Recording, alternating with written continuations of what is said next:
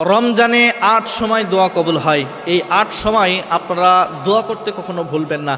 রমজানুল কারীম মাস যখন আসবে, আসার পরে এই বেশ কিছু স্পেশাল সময় রয়েছে যেই সময় দোয়া কবুল হয়। দোয়া তো আমরা প্রত্যেকে করি, কিন্তু সময় বুঝি না, জায়গা বুঝি না, সিস্টেম বুঝি না। এজন্য এই সময়গুলোতে আপনারা কখনো দোয়া করতে ভুলবেন না। এই সময়গুলোতে আমরা অনেকে উদাসীন থাকি, গাফেল থাকি। তো এই যে সময় যখন আপনি পাবেন, পাওয়ার পরে আপনি আপনার সমস্ত আকুতি মিনতিগুলো এই সময় আপনারা আপনাদের জীবন থেকে যা কিছু চাওয়ার আছে সব কিছু আল্লাহ তাআলার কাছে চেয়ে নেবেন।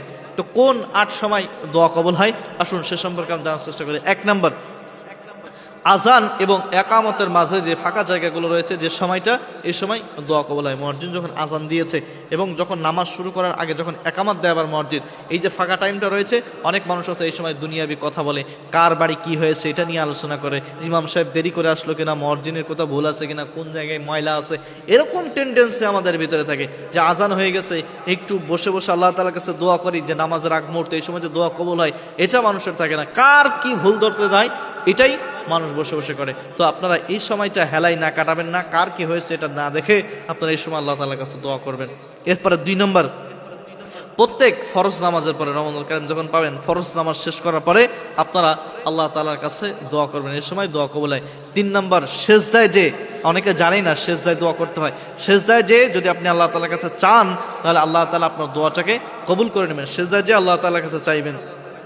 ৪ নম্বর, আপনারা শেষ রাতে আল্লাহ তাআলার কাছে চাইবেন, এই সময় দোয়া কবুল হয়। এরপরে ৫ নম্বর, জুমার দিন আপনি আল্লাহ তাআলার কাছে চাইবেন, জুমার নামাজের পরে আল্লাহ তাআলার কাছে আপনি দোয়া করবেন, এই সময় দোয়া কবুল হয়। এরপরে রমাদানুল কারীমে যখন জুমার দিন আসর থেকে নিয়ে মাগরিবের আগ পর্যন্ত, সন্ধ্যার আগে এই সময় দোয়া কবুল হয়। এই সময় আপনারা দোয়া করতে ভুলবেন না। এরপরে ৭ নম্বর, ইফতারির সামনে নিয়ে, যখন ইফতারি আপনার সামনে চলে আসবে, এই ইফতারিকে সামনে নিয়ে এই সময় দোয়া করতে আপনার বলবেন না। এই সময় যদি আপনি দোয়া করেন, আল্লাহ তাআলা ফেরাইতে লজ্জাবোধ করে, ফেরাই না মানুষের চাওয়া পাওয়া, সরাসরি পূরণ করে নেয়। তখন ইফতারের সামনে নিয়ে আপনারা অনেকে আছে যে একেবারে এই আজান দিচ্ছে তাড়াতাড়ি সামনে নিয়ে ইফতার চলে আসে, বা অনেকে আছে ফেসবুকে স্ক্রলিং করতে থাকে, ভিডিও দেখতে থাকে। এই কাজগুলো আপনারা করবেন না। ইফতারের সামনে নিয়ে আপনারা দোয়া করতে থাকবেন, এই সময় দোয়া কবুল হয়। এরপর ৮ নম্বর, এই রমাদানুল কারীমে কদরের রাতে দোয়া কবুল হয়। এজন্য এই রমজানে যখন আপনারা কদরের রাতটা পাবেন, কদরের রাত পাওয়ার পরে এই সময় আল্লাহ তাআলার কাছে দোয়া করবেন, এই সময় আল্লাহ তাআলা দোয়া ফেরাই দেয় না।